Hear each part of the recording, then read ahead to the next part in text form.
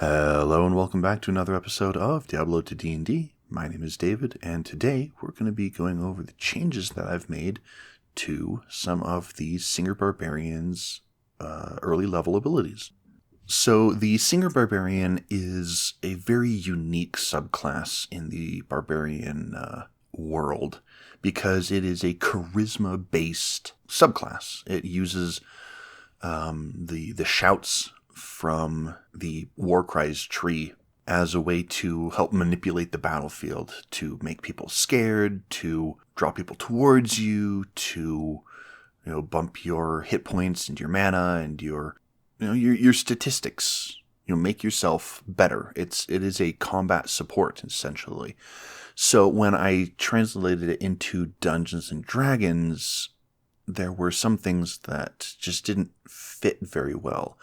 So I am going back and making a couple changes to these abilities to make them, one, more in line with Diablo, and two, make them a bit more usable?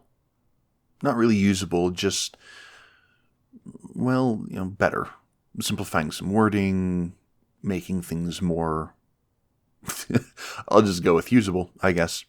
One of the problems that I had run into originally was that Howl and Taunt did basically the same thing. Howl was an area that made people afraid of you. Taunt was Taunt was one creature that gave disadvantage on all attacks against anything other than you. Well, Frightened already gives disadvantage on weapon attacks, or disadvantage on attacks against anybody when the person you're afraid of is in view. So Taunt desperately needed to be changed. And in fact, Taunt doesn't even do that in Diablo.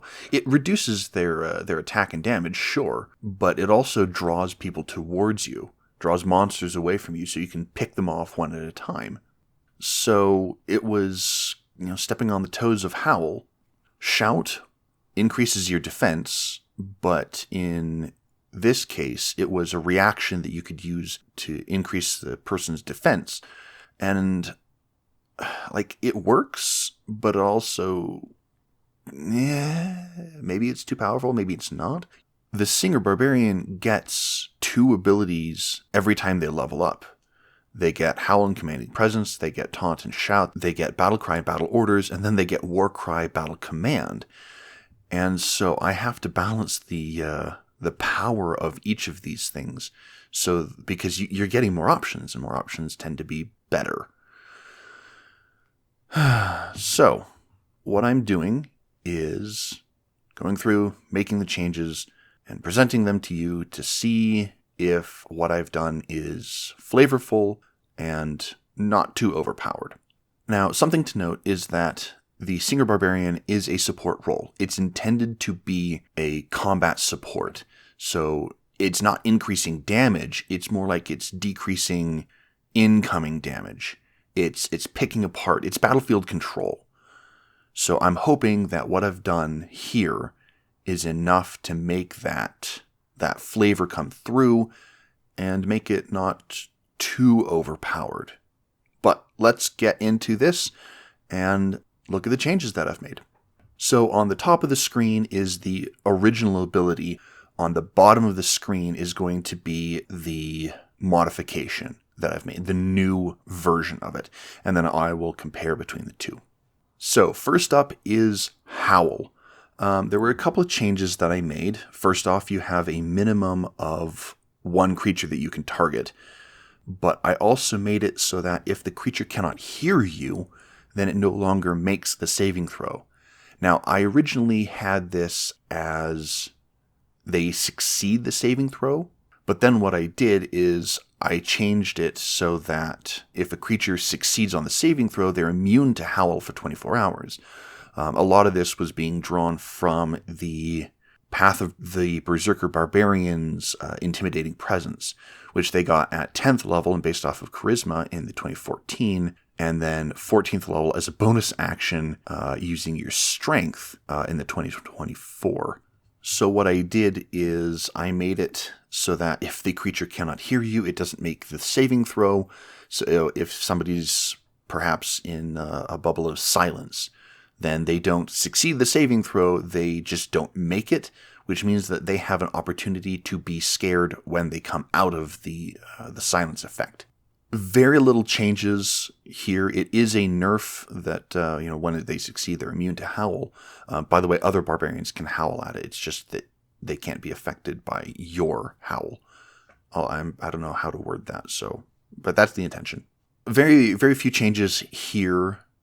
Just dropping it as a nerf because it is a 3rd level ability, and there's maybe it shouldn't be a charisma saving throw.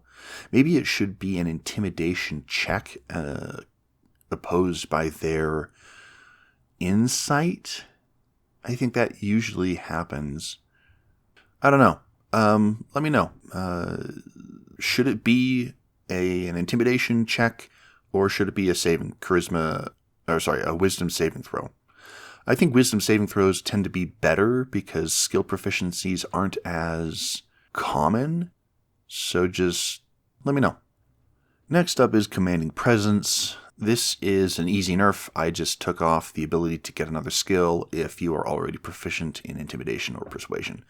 I'd kind of like it to be the quote-unquote skill monkey of the barbarian subclasses, but I figured, you're already getting 2 abilities and there's a ton more that you'll get in later levels, so you'll just pick up these 2 and be done with it.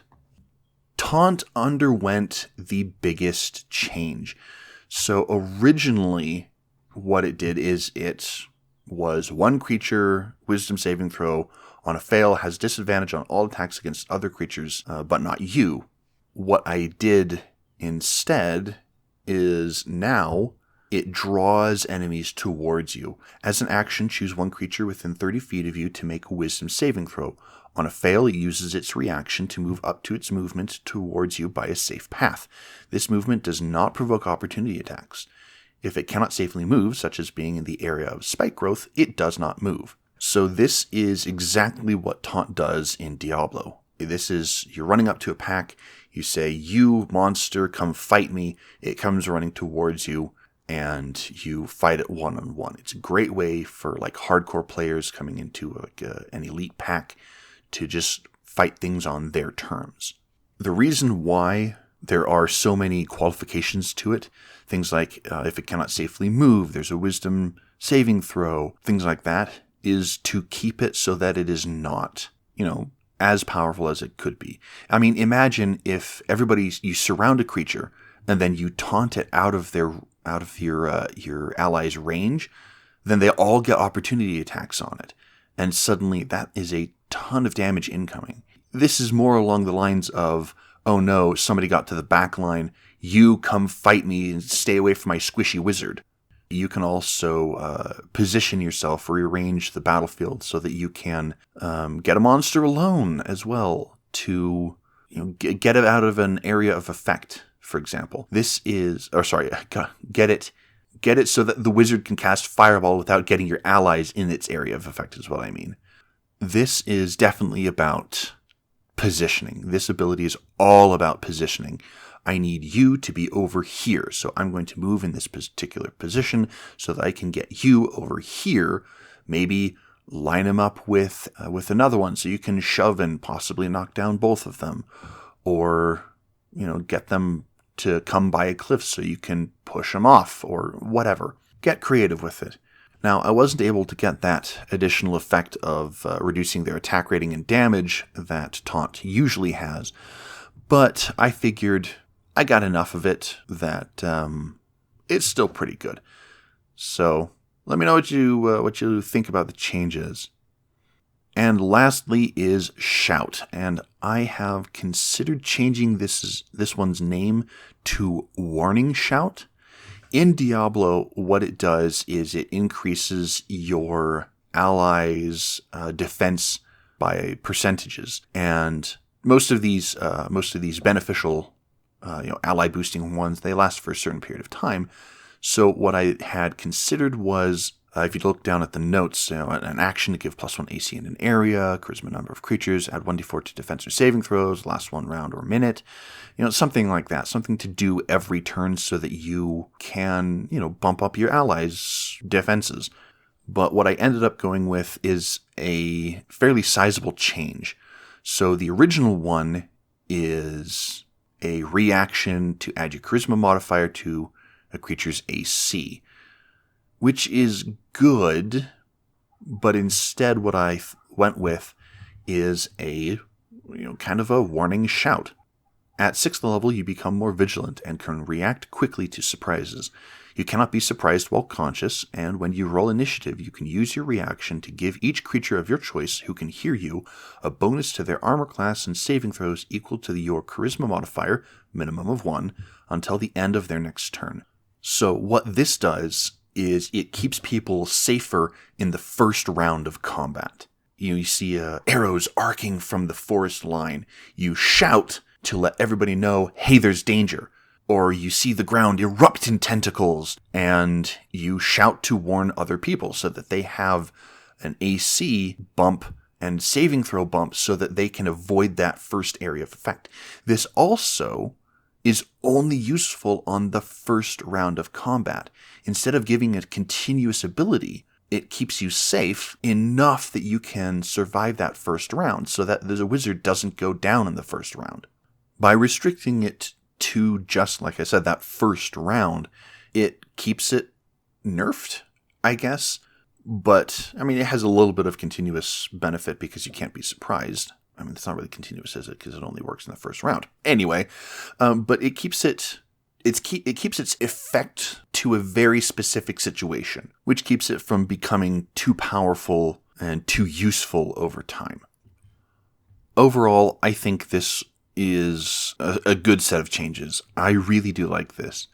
I think some of them got nerfed, some of them are just different, but overall, I think this is much more flavorful, much more useful, and much more playable than what they originally were. So, let me know what you think. Give me some feedback on the changes, and I'm going to end the video there.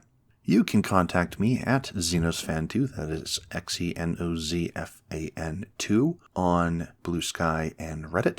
And you can contact the channel at Diablo TODND on Blue Sky and YouTube. Thank you much for watching, and I will see you in the next one. Have a good whatever.